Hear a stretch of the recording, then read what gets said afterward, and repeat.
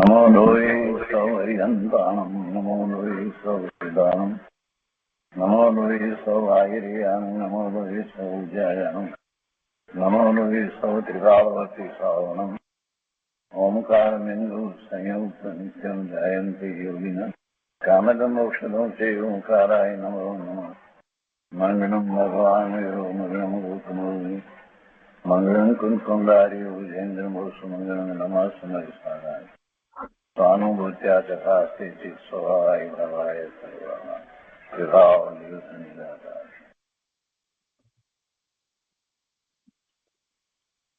स्वामी कार्तिकेय अनुप्रेक्षा શુભચંદ્રાચાર્ય ભગવાનની ટીકા અને પંડિત જયચંદજી છાબડાના ભાવાર્થ ટીકા સહિત આપણે સ્વામી કાર્તિકેય અનુપ્રેક્ષાનો સ્વાધ્યાય કરી રહ્યા છીએ. એમાં પૂજ્ય ગુરુદેવ આપણને ઘણું અધ્યાત્મ સમજાવી રહ્યા છે.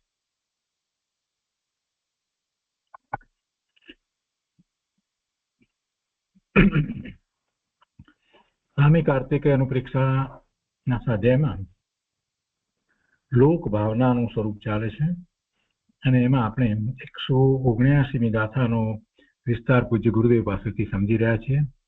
179મી ગાથામાં એમ કહ્યું કે ગુણ ગુણીને ભિન્ન માનવામાં દોષ આવે છે, દૂષણ આવે છે અને એની વાત ગુરુદેવે આપણને સમજાવી. ગુરુદેવે એ વાત સમજાવ્યા પછીથી એક બીજી વાત પણ સાથે આપણે લીધી કે આ કોણ સમજશે, જેને સમજવાની ગરજ છે, જેને એની જરૂરિયાત લાગી છે એ સમજશે. જેને જરૂર નથી લાગી, જેને ભવના ભ્રમણનો થાક નથી લાગ્યો, એ ક્યાં સમજવાનું છે. અને એને આગળ ગુરુદેવ સમજાવતા અહીંયા કહે છે કે આત્માના ભાનપૂર્વક ધર્મી જીવ બાર ભાવના ભાવે છે. સ્વામી કાર્તિકેય અનુપ્રેક્ષા પ્રવચન ભાગ પહેલો એના પાના નંબર 270 ઉપર 179ની ગાથાના વિસ્તારમાં આગળ આપણે લઈએ છીએ. તો ગુરુદેવ કહે છે કે આત્માના ભાનપૂર્વક ધર્મી જીવ બાર ભાવના ભાવે છે, તેનું આ વર્ણન છે. 6 પદાર્થ સ્વરૂપ લોક છે, તે જ્ઞાનમાં જણાવવા યોગ્ય છે. લોક છે તે જ્ઞાનમાં જણાવવા યોગ્ય છે. અને લોકનું સ્વરૂપ કેવું છે તો કે 6 પદાર્થ સ્વરૂપ, 6 દ્રવ્ય સ્વરૂપ લોક છે. લોકમાં રહેલા પદાર્થોનું આ વર્ણન છે અને જીવ પણ લોકમાં રહેલો છે. જીવ જ્ઞાન સ્વભાવી વસ્તુ છે, પોતે લોકમાં રહ્યો છે, પોતે જ્ઞાન સ્વભાવી છે અને લોકને પોતે જ્ઞાનમાં જાણે છે.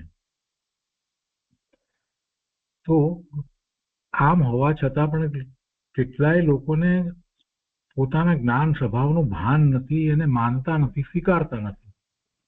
તો કહે છે ગુરુદેવ કહે છે કે પોતે જીવ પોતે જ્ઞાન સ્વભાવી વસ્તુ છે, તેનું ભાન કરીને, એટલે પોતાના જ્ઞાન સ્વભાવનું ભાન કરીને, પોતે જે છે તેનું ભાન કરીને તેમાં એકાગ્રતાની ભાવના ધર્મી જીવ ભાવે છે. આ લોક ભાવનાની અંદર પણ મૂળ વાત તો એ જ છે કે આ લોકના આટલા બધા પદાર્થો બધાને જાણે છે, તો એ જાણવા વાળું જ્ઞાન એ પોતાનો સ્વભાવ છે, એ પોતાનો સ્વભાવ છે. અને એવા પોતાના સ્વભાવમાં એકાગ્રતાની ભાવના ધર્મી જીવ કરે છે, એ આ લોક ભાવના છે. ગુરુદેવ કહે છે કે આ વૈરાગ્ય ભાવનાઓ ભવ્ય જીવોને આનંદ જન્મી છે, આનંદ દેનારી છે. આ 12 ભાવનાઓ છે ભવ્ય જીવોને આનંદની જનની છે. આત્મ વસ્તુની દ્રષ્ટિપૂર્વક આ ભાવના ભાવતા રાગ ઘટતો જાય છે અને રાગ ઘટે છે તો પછી દ્વેષ પણ નથી ઉત્પન્ન થતો. આત્મ વસ્તુની દ્રષ્ટિપૂર્વક એની શ્રદ્ધા કરીને પોતે ભગવાન આત્મા છે એમ જ્યારે ભાવના ભાવે છે તો પછી રાગ ઘટતો જાય છે. 12મા પર તરફનો એને રાગ છે ઘટતો જાય છે, એટલે રાગ ઘટે છે તો દ્વેષ પણ ઉત્પન્ન નથી થતો અને અરાગી ભાવ વધતો જાય છે. અરાગી ભાવ કહો કે વિતરાગ ભાવ કહો, અને એનું નામ સંવર છે. એટલે કે એમાં એને આશ્રવ થતા નથી. અરાગી ભાવ, વિતરાગી ભાવ, એમાં એને આશ્રવ થતા નથી, એ જ સંવર છે. વચ્ચે શુભરાગ હોય તે કાંઈ સંવર નથી. એવો શુભ ભાવ પણ આવે, તીર્થંકર પરમાત્મા, કેવળી પરમાત્મા, સિદ્ધ ભગવાન પ્રત્યે એવો અહોભાવ આવે તો એ શુભ રાગ છે. એ વખતે પુણ્ય નો બંધ પડે છે, એટલે એ સંવર નથી. એમાં શુભ આશ્રવ છે, પુણ્યનો બંધ છે. વળી કે છે કે તીર્થંકરો પણ દીક્ષા પહેલા આ 12 વૈરાગ્ય ભાવનાઓ ચિંતવે છે. આ તો જયારે આપણે આ શાસ્ત્રની શરૂઆત કરી ત્યારે જ આ વાત તો આવી ગઈ કે તીર્થંકરનો જીવ ક્ષાયિક સમ્યક દ્રષ્ટિ છે, અને જયારે આ 12 ભાવનાનું ચિંતન કરે છે પછી અપૂર્વ એવા વૈરાગ્ય સહિત એ સ્વયં પોતે દીક્ષા લે છે, અને કોઈ ગુરુ નથી હોતા. નમો સિદ્ધાણમ બોલી અને પોતે દીક્ષા અંગીકાર કરી અને ચાલી નીકળે છે, અને પછી ધ્યાનમાં 7મું ગુણસ્થાન પ્રગટ કરે છે. એટલે એ પહેલાની વાત છે કે તીર્થંકરો પણ દીક્ષા પહેલા આ 12 વૈરાગ્ય ભાવનાઓ ચિંતવે છે. જે જ્ઞાયક સ્વભાવને જાણ્યો છે તેમાં વિશેષ એકાગ્રતા કરવી તેનું નામ ભાવના છે. 12 ભાવના એના નામ આવડે ને અમને ખબર છે, અને હવે 12 ભાવના તો પહેલાય કરી છે, હવે શું એ સાથે હવે કઈ નહીં, નથી કરવું. એવું કેટલાક લોકો પ્રમાદવશ માને છે, કેમ કે ભાવનાનું સાચું સ્વરૂપ સમજ્યા નથી. સ્વામી કાર્તિકે એમણે આ 12 ભાવનાઓનું આટલું મોટું શાસ્ત્ર રચ્યું, તો અમસ્તું રચ્યું હશે. 12 ભાવના કોઈ સામાન્ય વસ્તુ છે? અત્યારે વર્તમાનમાં કેટલાય લોકો એમ સમજી અને ઠીક છે 12 ભાવના તો આવડે છે, આપણે બીજો સાથે કરીએ. અરે ભાઈ, તને 12 ભાવનાની ખબર હોત તો તું અંતરમાં બેઠો હોત. શું કે છે 12 ભાવના વિશે? શું કે છે કે તીર્થંકરો પણ દીક્ષા પહેલા 12 વૈરાગ્ય ભાવનાઓ ચિંતવે છે, અને એ ચિંતનમાંથી તો સ્વરૂપમાં ઉતરી જાય છે. એટલે કે છે કે જે જ્ઞાયક સ્વભાવને જાણ્યો છે તેમાં વિશેષ એકાગ્રતા કરવી તેનું નામ ભાવના છે. જ્ઞાયક સ્વભાવને જાણ્યો છે, બીજા શાસ્ત્ર દ્વારા પણ જાણ્યો છે, સમયસાર દ્વારા પણ એને નિર્ણય થયો છે. હવે એમાં આ 12 ભાવનાનું સ્વરૂપ જયારે સમજે છે તો એ દ્વારા શું કરે છે? એ પોતાના સ્વરૂપમાં એકાગ્રતા કરે છે. સ્વવિકલ્પ દશાની અંદર આવી 12 ભાવનાઓ જયારે વિકલ્પ ઉઠે છે તો શું થાય છે? એ સ્વ તરફ વળી જાય છે. જે જ્ઞાયક સ્વભાવને જાણ્યો છે તેમાં વિશેષ એકાગ્રતા કરવી તેનું નામ ભાવના છે. અને એવી ભાવનામાં 12 પ્રકાર આપ્યા. એ 12 પ્રકાર એ તો નિમિત્ત છે, પણ પોતે જે કરે છે, ભાવના ભાવે છે, એ પોતાનો પુરુષાર્થ છે. આખી વાતને એમ લેવાની છે ને. અહીંયા કે છે કે ધર્મી સમ્યક દ્રષ્ટિ જીવની દ્રષ્ટિ જ્ઞાયક ચિદાનંદ સ્વભાવ ઉપર હોય છે, અને તેના ધ્યાનમાં એકાગ્રતા કરે છે, તે મોક્ષ માર્ગ છે. અને અનુભૂતિ થાય છે ત્યાંથી મોક્ષ માર્ગની શરૂઆત થાય છે. એટલે કે ચોથા ગુણસ્થાનથી મોક્ષ માર્ગની શરૂઆત થાય છે, ધર્મ ધ્યાનની શરૂઆત થાય છે. સમ્યક દર્શન જ્ઞાન ચારિત્ર રૂપ મોક્ષ માર્ગ છે તે ધ્યાન જ છે, અને એવી પર્યાય ધ્યાનમાં જ પ્રગટ થાય છે. નિર્વિકલ્પ ધ્યાનમાં જ એવી પર્યાય પ્રગટ થાય છે. એવા રત્નત્રયના પરિણામ થી મોક્ષ માર્ગની શરૂઆત છે, અને એ ધ્યાનમાં જ પ્રગટ થાય છે. એટલે એ રૂપે જ મોક્ષ માર્ગ છે. સમ્યક દર્શન જ્ઞાન ચારિત્ર રૂપ મોક્ષ માર્ગ છે તે ધ્યાન જ છે. ધ્યાનથી જુદો મોક્ષ માર્ગ હોય નહીં. જ્ઞાન સ્વભાવનું ધ્યાન તે જ સમ્યક દર્શન જ્ઞાન ચારિત્ર છે. પોતાના જ્ઞાન સ્વભાવનું ધ્યાન તે જ સમ્યક દર્શન જ્ઞાન ચારિત્ર છે.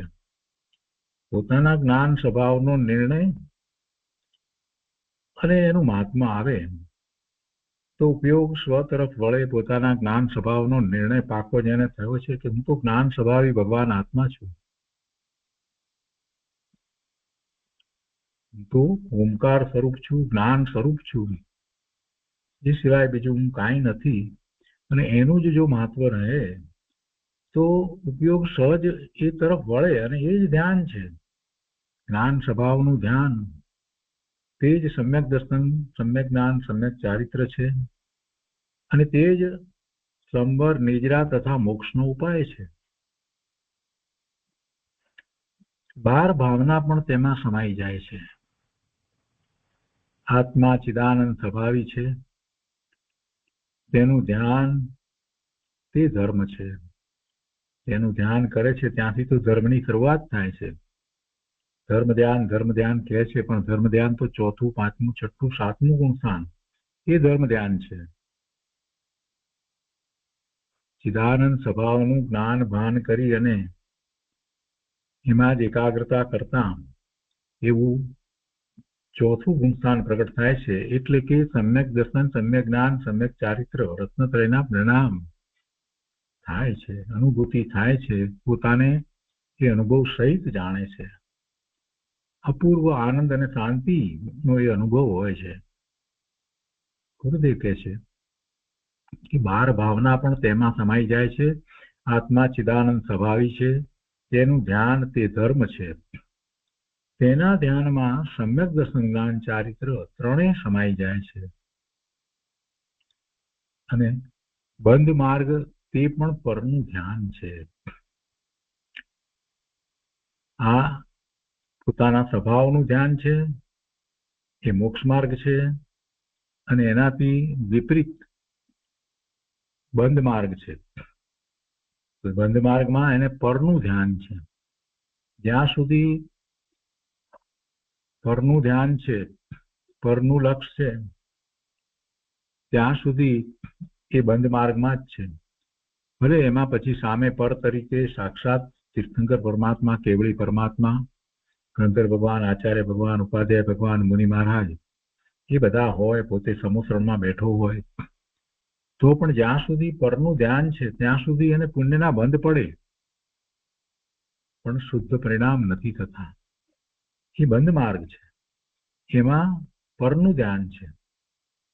શુદ્ધ સ્વભાવની રુચિ કરીને, પોતાના શુદ્ધ સ્વભાવની રુચિ કરી અને એમાં એકાગ્ર થવું તે મોક્ષના કારણભૂત ધ્યાન છે, ધર્મ ધ્યાન છે. અને રાગની રુચિ કરીને, સુખભાવની રુચિ કરીને તેમાં એકાગ્ર થવું તે સંસારના કારણરૂપ ધ્યાન છે. અશુભભાવની તો કોઈ વાત જ નથી, પણ સુખભાવની રુચિ કરી અને એમાં એકાગ્ર થવું એ સંસારના કારણરૂપ ધ્યાન છે. આત્મા વર્તમાન પ્રગટ અવસ્થા જેટલો જ નથી, પણ ત્રિકાળ શક્તિનો અખંડ પિંડ છે. ત્રિકાળ શક્તિ, ત્રણેય કાળે જે રહી છે શક્તિ, ક્યાં રહી છે? પોતાને વિશે રહી છે. એ અનંત શક્તિનો પિંડ પોતે ભગવાન આત્મા છે. અનંત શક્તિ કહો કે અનંત ગુણ કહો, અને એ વસ્તુ તરીકે અખંડ છે, અભેદ છે. આત્મા વર્તમાન પ્રગટ પર્યાય એટલી અવસ્થા જેટલો જ નથી, પણ ત્રિકાળ શક્તિનો અખંડ પિંડ છે. અને સંયોગ તો પર છે, જુદા છે. સંયોગ કઈ આત્માનું સ્વરૂપ નથી. સંયોગે કરીને શરીર સાથે રહ્યો છે તો એ કઈ આત્માનું સ્વરૂપ નથી. સંયોગે કરી અને એને કારણે શરીર છે, તેજસ શરીર છે, બધું છે, પણ એ સંયોગ છે. સંયોગ છે તો એનો વિયોગ પણ થાય છે. જો એ આત્માનું હોત, એ જો આત્માનું હોત તો કાયમ આત્મા સાથે રહેત ને, એમ તો બનતું નથી. સિદ્ધ ભગવાનને ક્યાં કર્મણે શરીર છે? સિદ્ધ ભગવાનને ક્યાં તેજસ શરીર છે? સિદ્ધ ભગવાનને કયા સંયોગ છે? કોઈ સંયોગ નથી. સંયોગ તો પર છે. સંયોગ મારાથી જુદા છે. હું સંયોગનું જ લક્ષ કરું છું. સંયોગમાં અનુકૂળતા અને પ્રતિકૂળતાને હું જોઉં છું, એવા ભેદ પાડું છું. સંયોગમાં રહ્યા છે. સંયોગ અનુકૂળ પણ નથી અને પ્રતિકૂળ પણ નથી. પણ મારી કલ્પના સંયોગમાં અનુકૂળ છે એમ કરી અને સુખની બુદ્ધિ સ્થાપે છે. મારી કલ્પના પ્રતિકૂળ સંયોગ છે એમ કરી અને એમાં દુઃખની બુદ્ધિ સ્થાપે છે. પણ બંનેમાં છેવટે તો પોતે દુઃખી જ થઈ રહ્યો છે. એ વસ્તુ જ મારી નથી એટલે જ દુઃખ થાય છે. પોતાની વસ્તુ હોય તો પોતાની વસ્તુમાં રહેતા ક્યારેય દુઃખ ન થાય. આ સંયોગ તો પર છે. અનંત કાળથી આ જીવ સંયોગમાં જ રહ્યો છે. એને આત્માનું ભાન કર્યું જ નથી.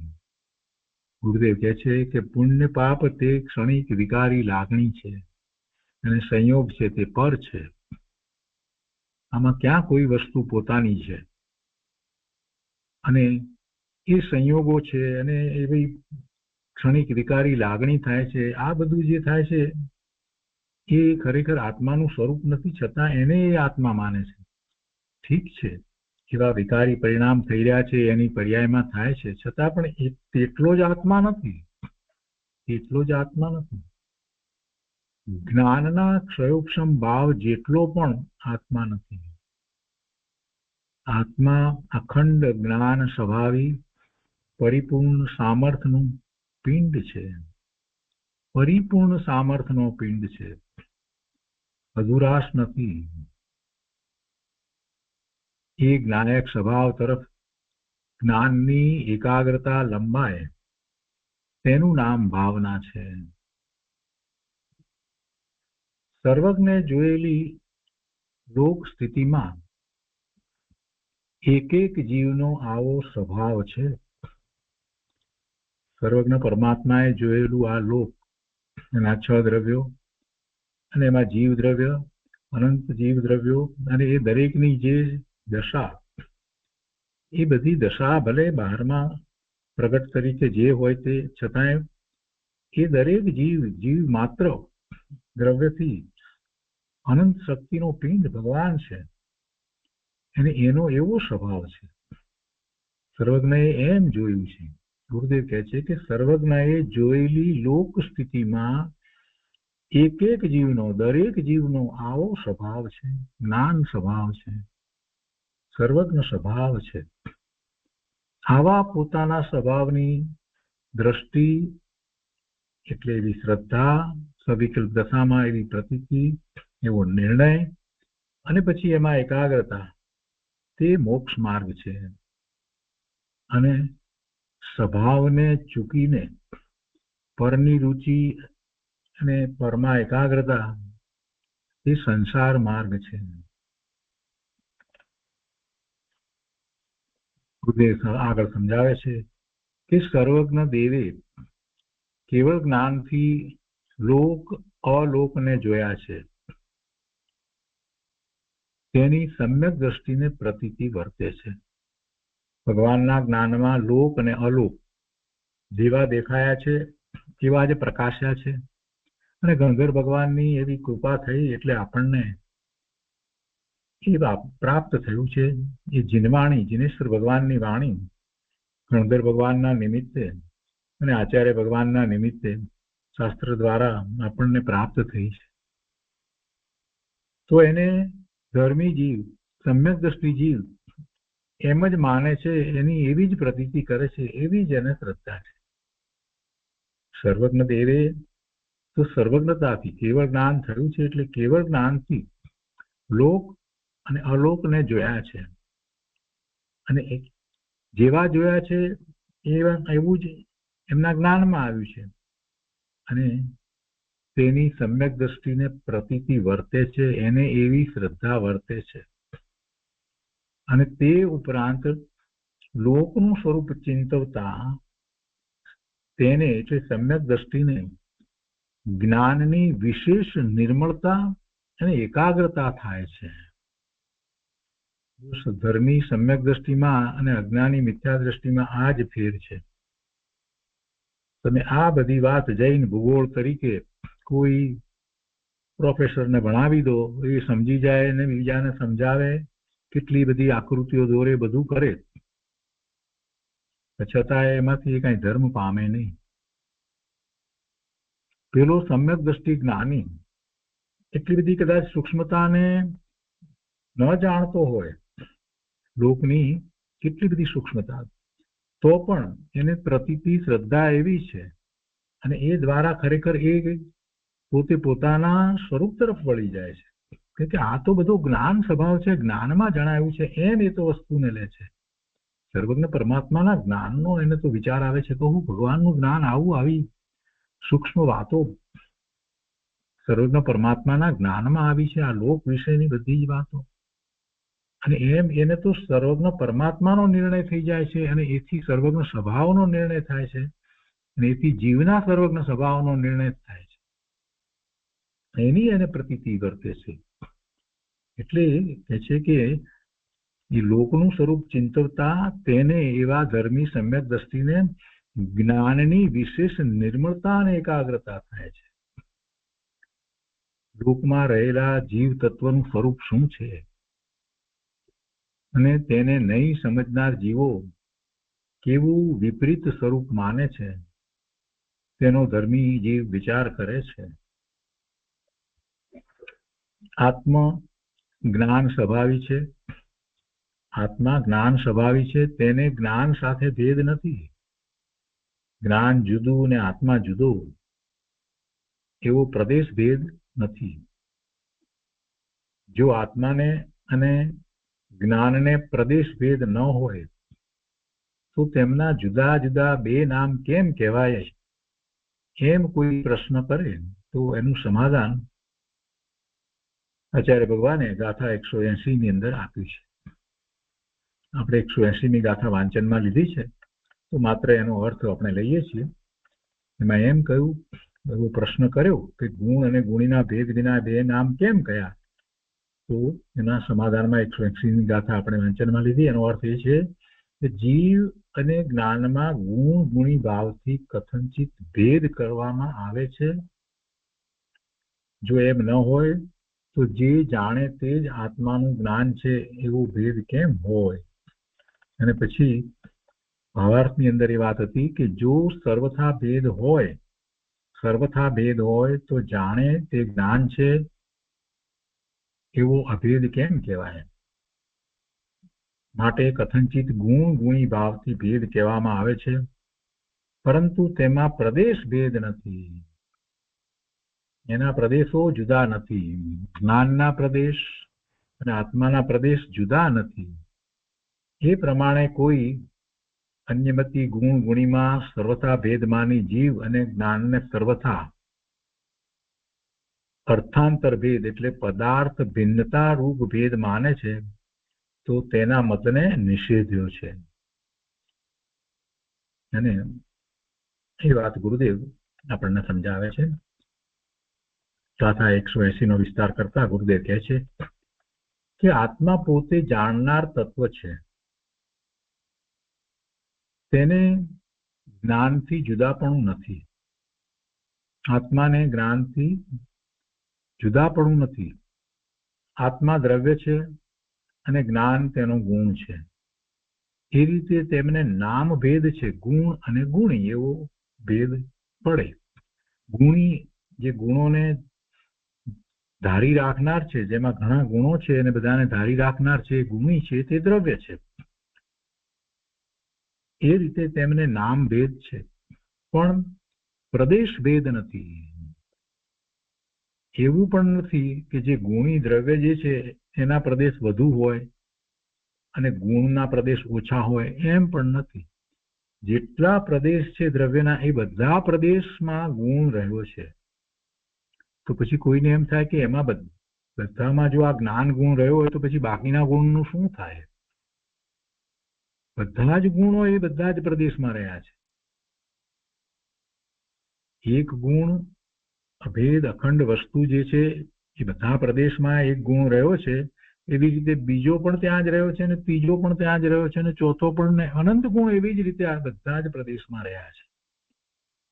આવું જ વસ્તુનું સ્વરૂપ છે. અને એ જ આત્મા છે, એવો ગુણોનો સમૂહ, એ જ પોતે ભગવાન આત્મા છે. આત્મા દ્રવ્ય છે અને જ્ઞાન તેનો ગુણ છે. એ રીતે તેને નામ ભેદ છે, પણ પ્રદેશ ભેદ નથી, વસ્તુ ભેદ નથી. આત્મા છે ત્યાં જ્ઞાન ન હોય અને જ્ઞાન છે ત્યાં આત્મા ન હોય એવું કદી પણ બનતું નથી. એમ હોય જ નહીં. જ્ઞાન અને આત્મા જુદા નથી, પ્રદેશ ભેદ નથી. આત્મા ઇન્દ્રિયોથી કે રાગથી જાણતો નથી, પણ પોતે જ જ્ઞાન સ્વભાવી જાણનાર તત્વ છે. કોઈને એમ છે કે હું આંખથી જોઉં છું, સ્પર્શથી વસ્તુને જાણું છું, કે કાનથી સાંભળીને જાણું છું, તો એ ઇન્દ્રિયોથી ખરેખર આત્મા જાણતો નથી. ઇન્દ્રિય ઉપકરણ છે. ઇન્દ્રિય સીમિત જ્ઞાન માટે નિમિત્ત તરીકે ઉપકરણ છે. એ દ્વારા કઈ બધું જ્ઞાન થતું નથી.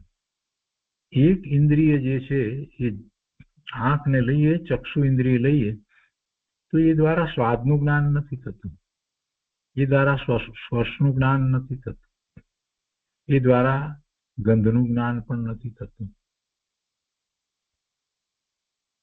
એટલે જે એનો વિષય છે એનું જ એને જ્ઞાન થવામાં ઉપકરણ કહેવામાં આવ્યું છે, નિમિત્ત કારણ કહેવામાં આવ્યું છે. વાસ્તવમાં જ્ઞાન તો આત્માનો સ્વભાવ છે અને એ જ્ઞાન એ પોતે જાણવા વાળું છે. એ ઇન્દ્રિય સાથે, દ્રવ્ય ઇન્દ્રિય બાહ્ય ઇન્દ્રિય સાથે જોડાય છે અને જે જ્ઞાનની પર્યાય થાય છે એને ભાવ ઇન્દ્રિય કહેવામાં આવે છે. એને ભાવ ઇન્દ્રિય કહેવામાં આવે છે. એ જ્ઞાનની પર્યાય છે. એવી પાંચેય ઇન્દ્રિયો માટે જે જ્ઞાન જોડાય છે અને જે પર્યાય થાય છે જ્ઞાનની, એ પછી સાંભળવા રૂપે હોય, જોવા રૂપે હોય, સૂંઘવા રૂપે હોય, સ્વાદ રૂપે હોય કે સ્પર્શ રૂપે હોય, તો એ દરેક ઇન્દ્રિય સાથે જોડાઈ અને જ્ઞાનની જે પર્યાય થાય છે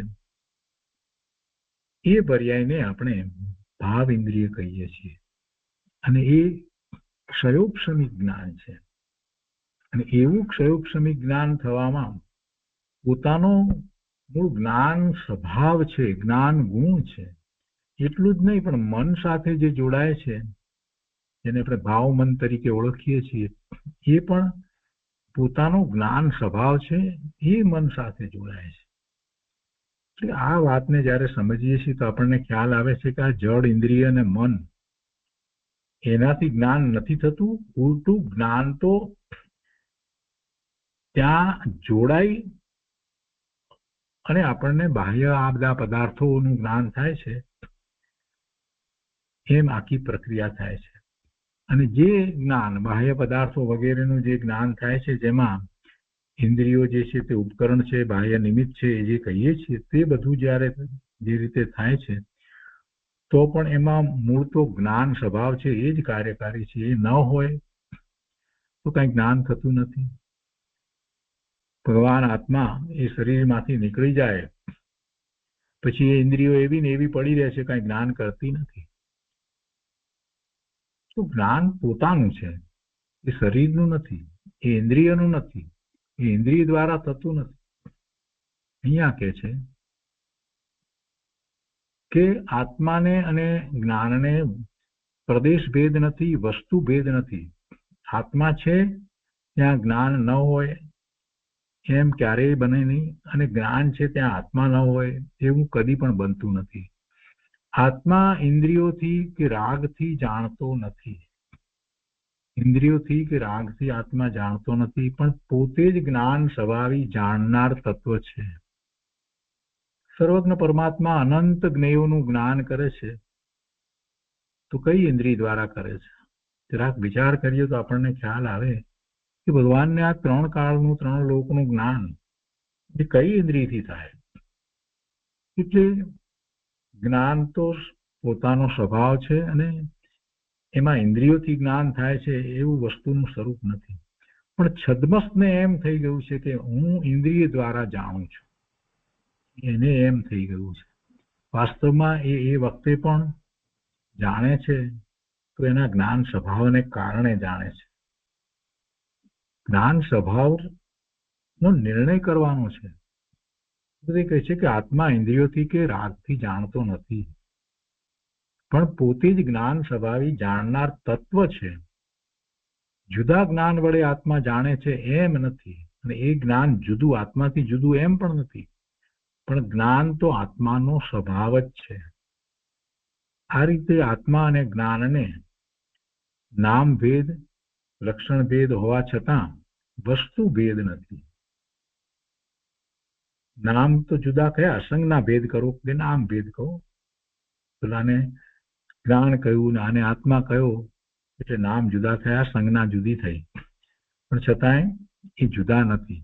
વળી લક્ષણ ભેદ કહ્યું. લક્ષણ ભેદ એટલા માટે કહેવામાં આવે કે જેમ જ્ઞાન છે એવી રીતે દર્શન છે, એવી રીતે સુખ છે, એવી રીતે શાંતિ છે, એવી જ રીતે ભવ્યતા છે, એવી જ રીતે પ્રભુતા છે, એવી રીતે નિર્મળતા છે. આ બધા ગુણ છે.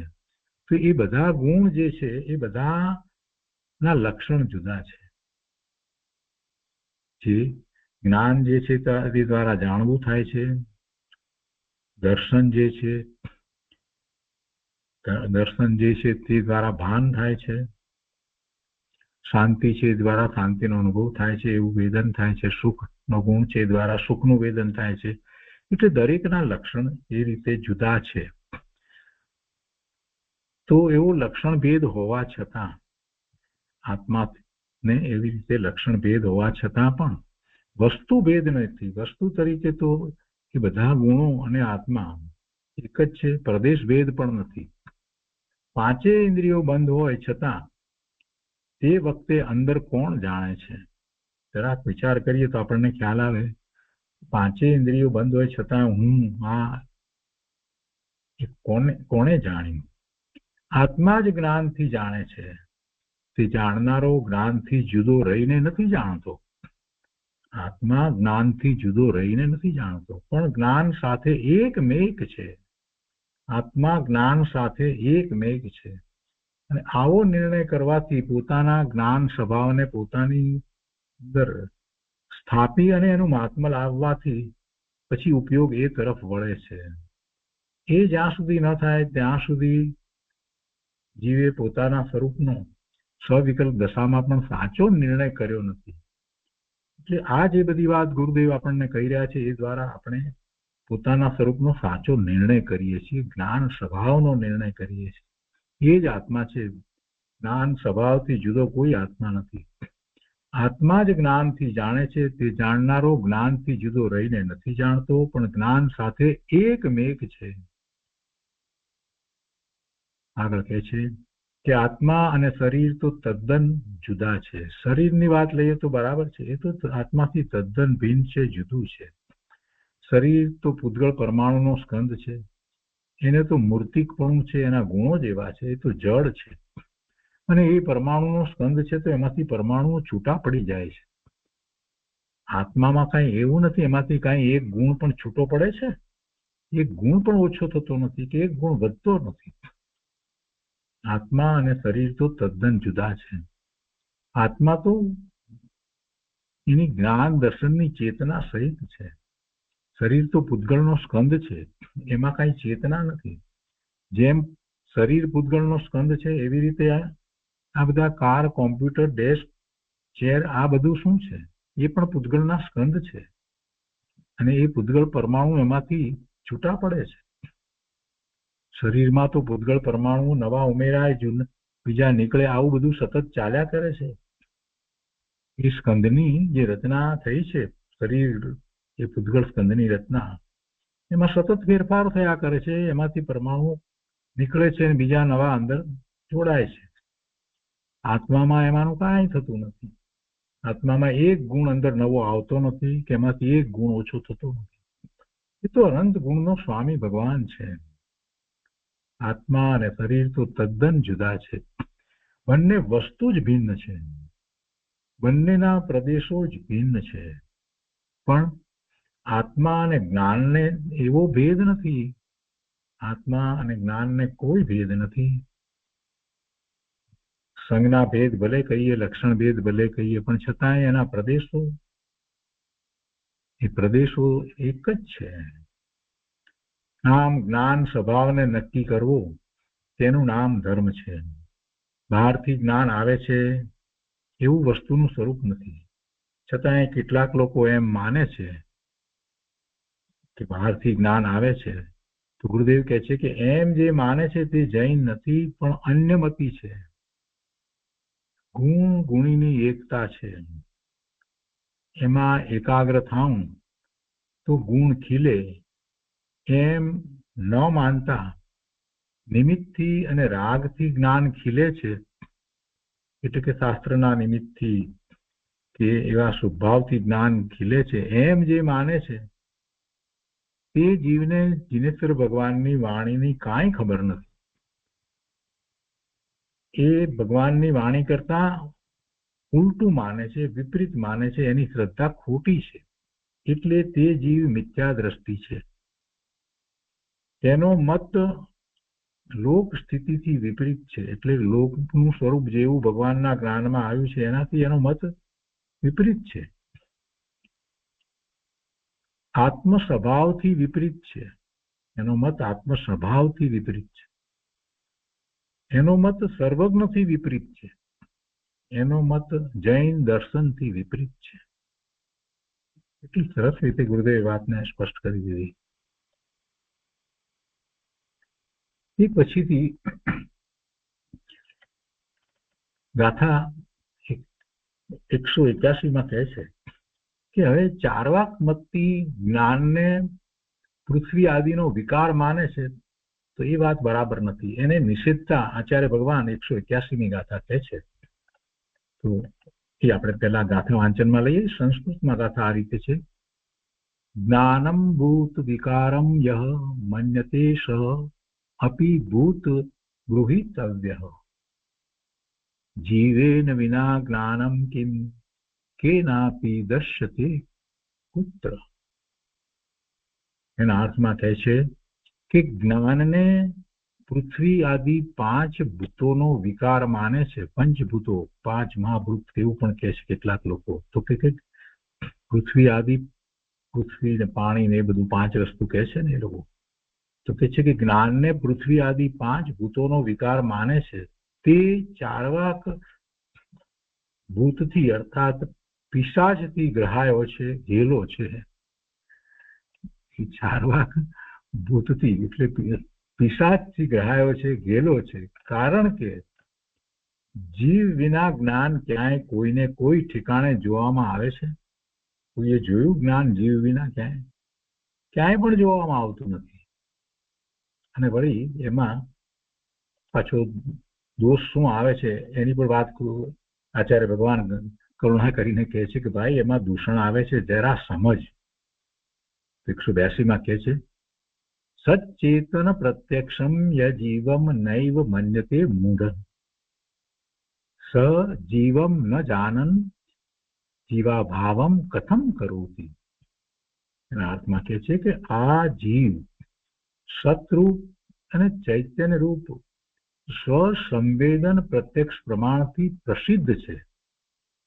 તેને ચાર્વાક માનતો નથી, પણ તે મૂર્ખ છે. શું કે છે? આ જીવ, દરેકનો જીવ સતરૂપ અને ચૈતન્ય રૂપ સ્વસંવેદન પ્રત્યક્ષ પ્રમાણથી પ્રસિદ્ધ છે. એટલે શું? સ્વસંવેદન દ્વારા એને પોતાની ચેતના દ્વારા પોતે અનુભવમાં આવે છે અને એ વાત તો પ્રસિદ્ધ છે. એ તો અનંત જીવોએ એવું પોતાનું જ્ઞાન સ્વરૂપ અનુભવ્યું છે, પોતાની ચેતનાનો એને અનુભવ થયો છે, જે સત છે. આ જીવ સતરૂપ અને ચૈતન્ય રૂપ સ્વસંવેદન પ્રત્યક્ષ પ્રમાણથી પ્રસિદ્ધ છે. કઈ વાતો કરવામાં આવી છે એમ નથી, એવી અનુભૂતિ છે. અને એવું અનંત જીવો એ અનુભવ્યું છે. વર્તમાનમાં પણ એવું અનુભવવા વાળા સમ્યક દ્રષ્ટિ જીવો છે. હવે આવી વાત છે એને આ ચારવાક માનતો નથી, પણ તે મૂર્ખ છે. જો જીવને જાણતો માનતો નથી તો તે જીવનો અભાવ કેવી રીતે કરે છે? જીવને જાણતો નથી, માનતો નથી તો તે જીવનો અભાવ કેવી રીતે કરે છે? કેમ કે જાણવું એ જ્ઞાન એમ કે છે ચારવાક, અને એ જ્ઞાન જીવથી જુદું છે એમ કે છે ને. તો એ જીવનો અભાવ કેવી રીતે કર્યો એને જ્ઞાનમાં? ભાવાર્થમાં કહે છે કે જે જીવને જાણતો જ નથી તે તેનો અભાવ પણ કહી શકે નહીં. અભાવને કહેવા વાળો પણ જીવ છે, કેમ કે સદભાવ વિના અભાવ પણ કહ્યો જાય નહીં. આ તર્ક દ્વારા વસ્તુ સ્વરૂપને સમજાયું છે. તો આ આપણે પૂજ્ય ગુરુદેવ પાસેથી 181 તથા 182 ગાથા ઉપર પૂજ્ય ગુરુદેવે જે વિસ્તાર કર્યો છે એને સમજીએ. ગુરુદેવ કહે છે કે જેમ ઘડિયાળમાં બધા સંચા ભેગા થાય ત્યારે તે ચાલે છે, અને બધા ચક્રો વગેરે જે કંઈ છે, સ્પ્રિંગ વગેરે, એ બધું બરાબર હોય ત્યારે એ ચાલે અને સમય બતાવે. તેમ જ્ઞાન પણ સંયોગોથી થાય છે. ઇન્દ્રિયો, પુસ્તકો વગેરે અનેક સાધન હોય તો જ્ઞાન થાય. ગુરુદેવ કહે છે કે એમ માનનાર પણ ચારવાક મતી જેવો છે. એને ઉદાહરણ જ ખોટું લીધું છે. ઘડિયાળમાં બધા સંચા ભેગા થાય અને બધું ચક્ર ને બધું બરાબર હોય તો ઘડિયાળ સમય બતાવે ને. એવી રીતે એમ કે જ્ઞાન પણ સંયોગોથી, બધા સંયોગો બરાબર હોય, ઇન્દ્રિય બરાબર બધી હોય, એવા પુસ્તકો મળ્યા હોય, એવા અનેક સાધન હોય તો જ્ઞાન થાય. આવું માનવા વાળા તો કેટલાય જૈનો છે. પોતાને જૈન કેવડાવે છે. એ બધાની માન્યતા એવી છે કે ભાઈ એટલી બુદ્ધિ પણ હોવી જોઈએ, એવા પુસ્તકો પણ વાંચ્યા હોવા જોઈએ, અને એવા સંયોગો મળ્યા હોવા જોઈએ, કોઈ સમજાવનાર હોય તો જ્ઞાન થાય. આવું માનવા વાળા કેટલા આપણે ઉભા કરીએ જૈનોમાં, એમના પ્રશ્ન કરીને તો લગભગ 95 માણસો 100માં એવા હોય. 95% લોકો એમ જ માને છે કે જ્ઞાન તો આ રીતે હોય, બધા સંયોગો ન હોય તો જ્ઞાન થાય નહીં. આવી જ વાત માને છે. એમ માનનાર એ બધા ચારવાક મતી જેવો છે. એને જ્ઞાનનું ભાન જ નથી. જ્ઞાન કોને કહેવાય એ જ એ સમજ્યા નથી. જ્ઞાન આત્માનો સ્વભાવ છે, અને આ બીજા બધા જે બાહ્યમાં આપણે જે નિમિત્ત કહીએ છીએ એના વિના પણ જ્ઞાન તો જાણે છે. જરાક વિચાર કરે ને સર્વજ્ઞનો તો એને ખ્યાલ આવે કે સર્વજ્ઞ પરમાત્મા ઇન્દ્રિયો વિના અને પુસ્તક વિના જ જાણે છે, સંયોગ વિના જ જાણે છે, અને કેટલું જાણે છે, જ્ઞેય માત્રને જાણે છે. તો સર્વજ્ઞ પરમાત્મા એ પણ આત્મા છે ને. સર્વજ્ઞતા તો અત્યારે એમણે પ્રગટ કરી, પૂર્વ ભાવમાં ક્યાં સર્વજ્ઞતા હતી? અરે આ ભાવમાં સર્વજ્ઞતા પ્રગટ કરી એ પહેલા પોતે એક સહાયક સમ્યક દ્રષ્ટિ હતા. મુનિ દીક્ષા અંગીકાર કરીને છદ્મસ્ત અવસ્થા છે ત્યારે પણ એ જ્ઞેય માત્રને તો જાણતા નહોતા. અને આ અનંત જ્ઞેયોને અંતર્મુહૂર્તમાં કેવળ જ્ઞાન પ્રગટ કરી અને જાણે છે. એ કેવી રીતે હોય? જરાક વિચાર કરે તો ખબર પડે કે ભાઈ એ પુસ્તકો દ્વારા, ઇન્દ્રિયો દ્વારા, એવા સાધનો દ્વારા જ્ઞાન થતું નથી. જ્ઞાન આત્માનો સ્વભાવ છે. ગુરુદેવ એ વાત સમજાવે છે કે સંયોગોથી જ્ઞાન થાય છે એવું માનવા વાળા ઘણા છે. બધા સાધન હોય તો થાય એમ માનનાર પણ એ કેવા છે? તો કે ચારવાક મતી જેવો જ છે. એને ચારવાક મત વાળા જે છે એવો જ એ પણ છે. એને એવો જ મત છે. અંતરમાં સ્વભાવ પડ્યો છે, અંતરમાં પોતાના અંતરમાં સ્વભાવ પડ્યો છે. એ જ્ઞાન સ્વભાવ છે, આનંદ સ્વભાવ છે, શાંતિનો સ્વભાવ છે, નિર્મળતા, ભવ્યતા, પ્રભુતાનો સ્વભાવ છે. એ સ્વભાવ અનંત ગુણના ભવન રૂપ સ્વભાવ છે. તો અંતરમાં એવો સ્વભાવ પડ્યો છે, તેનું અવલંબન કરવું તો ધર્મ થાય અને ખ્યાલ આવે કે પોતે કેવો છે.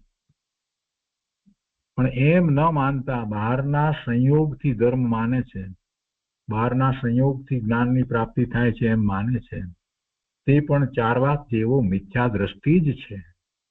આખી વાત ગુરુદેવે કેવી સરસ રીતે સમજાવી દીધી. અહીંયા કહે છે કે ચાર્વાક મતવાળા જીવો એમ માને છે કે પૃથ્વી, અગ્નિ વગેરે પંચભૂત ભેગા થઈ અને જીવની ઉત્પત્તિ થઈ છે. એટલે આ વાત પણ ખોટી. જીવની ઉત્પત્તિ થતી જ નથી. જીવ માત્ર અનાદિ અનંત છે. એટલે આ એક પહેલી વાત તો એમની એ જ ખોટી છે કે પંચ મહાભૂતો ભેગા થઈને જીવની ઉત્પત્તિ થઈ અને પછી જીવ એ પંચ મહાભૂતોમાં ભળી જાય છે. એટલે મોટી ભૂલ ત્યાંથી જ છે. અને પાછા બીજું શું કહે છે કે અને પાછા તે પંચભૂતમાં ભળી જશે અને એનાથી જ્ઞાન જુદું છે. પછી એ વાત કહે છે, ગુરુદેવ કહે છે કે આ આત્મા જે છે એ આત્મા સિવાય જ્ઞાન બીજે જુદું તમે ક્યાંય જોયું છે? એ લોકો ભલે એવા જ્ઞાન સ્વભાવી આત્માને માનતા નથી, પરંતુ જરાક વિચાર કરીએ તો ખ્યાલ આવે કે આત્મા સિવાય જ્ઞાન ક્યાંય જોવામાં આવ્યું છે નથી. ગુરુદેવ કહે છે કે ચાર્વાક મતવાળા જીવો એમ માને છે કે પૃથ્વી, અગ્નિ વગેરે પંચભૂત ભેગા થઈને જીવની ઉત્પત્તિ થઈ છે અને પાછો તે પંચભૂતમાં ભળી જશે. આ સિવાય જ્ઞાન સ્વભાવી જીવને તેઓ માનતા નથી. સર્વજ્ઞ પરમાત્માને આ જ્ઞાન જે થયું છે અને એ જ્ઞાન સિદ્ધ દશામાં પણ એમને રહે છે, એનો જરાક વિચાર કરીએ તો આપણને ખબર પડે કે જ્ઞાન ક્યાં હોય, આત્મા વિશે હોય કે બીજે હોય. પણ કોણ એ બધો વિચાર કરે છે? ગુરુદેવ અહીંયા સમજાવે છે કે આ સિવાય જ્ઞાન સ્વભાવી જીવને તેઓ માનતા નથી. સ્વર્ગ, નરક કે મોક્ષ એવું કાંઈ માનતા નથી. પણ ભાઈ આત્મા છે, તેનામાં પુણ્ય પાપ થાય છે એટલે એવા ભાવ એને થાય છે તો એ પણ થાય છે.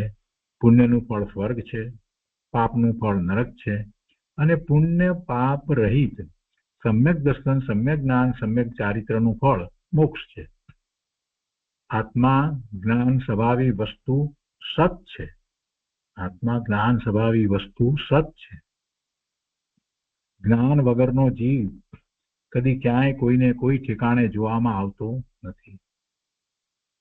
જીવ છે પણ જ્ઞાન નથી એમ જગતમાં કદી કોઈએ ક્યાંય જોયું નથી.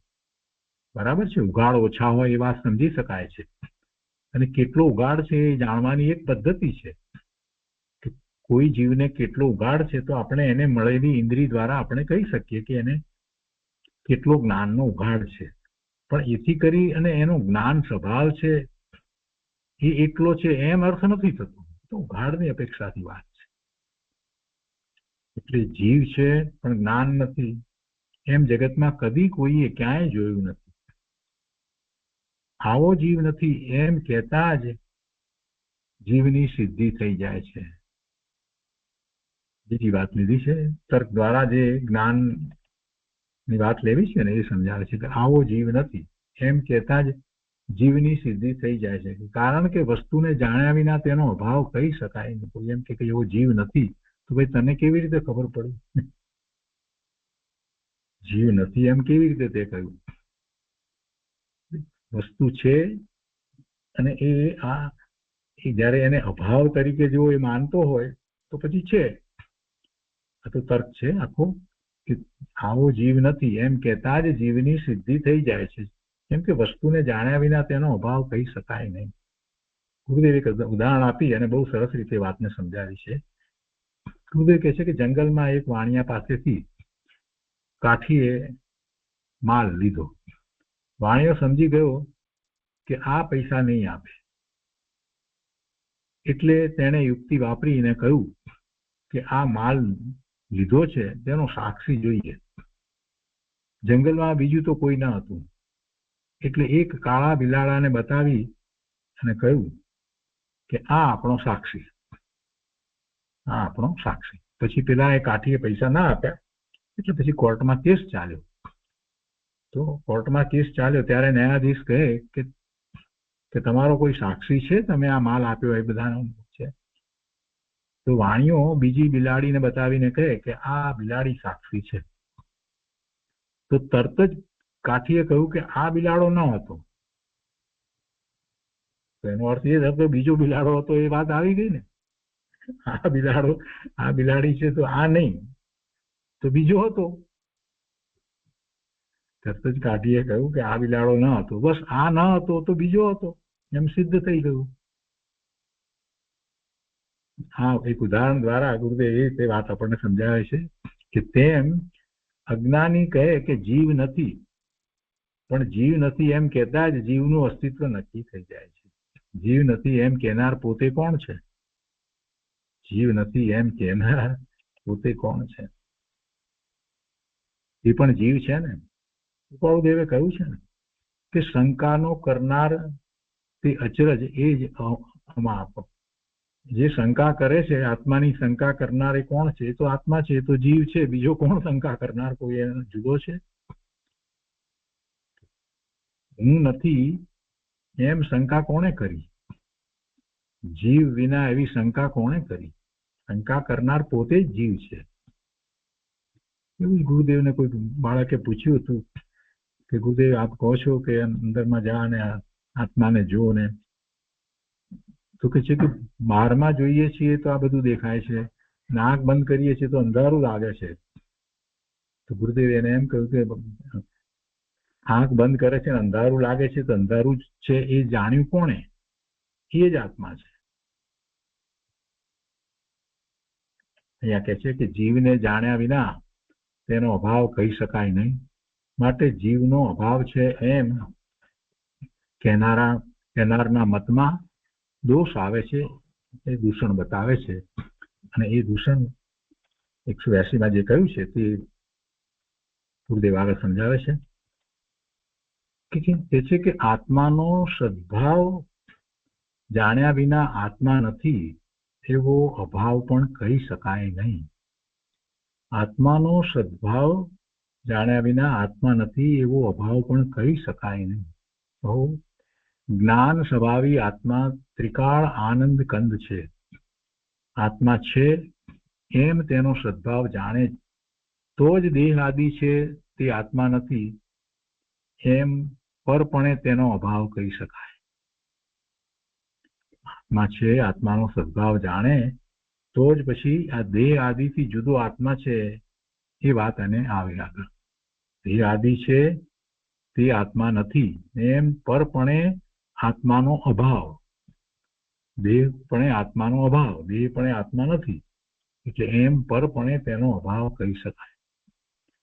પણ આત્માને જ જાણ્યા વગર આત્માનો અભાવ કહી શકાય નહીં. દેહમાં રોગ થયો હોય તેને દેહ નથી જાણતો, પણ આત્મા જ જાણે છે. રોગ થયો તો કોણ જાણે છે? એ શરીર એને જાણે છે. એને જાણનાર કોણ છે? એ આત્મા છે. દેહમાં રોગ થયો હોય તેને દેહ નથી જાણતો, પણ આત્મા જ જાણે છે. માટે આત્મા દેહથી ભિન્ન જાણનાર તત્વ છે. દેહથી ભિન્ન છે પણ જ્ઞાનથી ભિન્ન નથી. એ દેહથી ભિન્ન એ જ આત્મા એ જાણનાર તત્વ છે, જ્ઞાન સ્વરૂપ છે. અને હવે યુક્તિપૂર્વક જીવનો સદભાવ બતાવે છે 183ની ગાથાની અંદર. પછી આચાર્ય ભગવાન કહે છે કે હવે તેને જ યુક્તિપૂર્વક જીવનો સદભાવ બતાવે છે. તો એ આપણે આવતા સ્વાધ્યાયમાં લઈશું. આજનો સ્વાધ્યાય અહીંયા સુધી રાખીએ છીએ.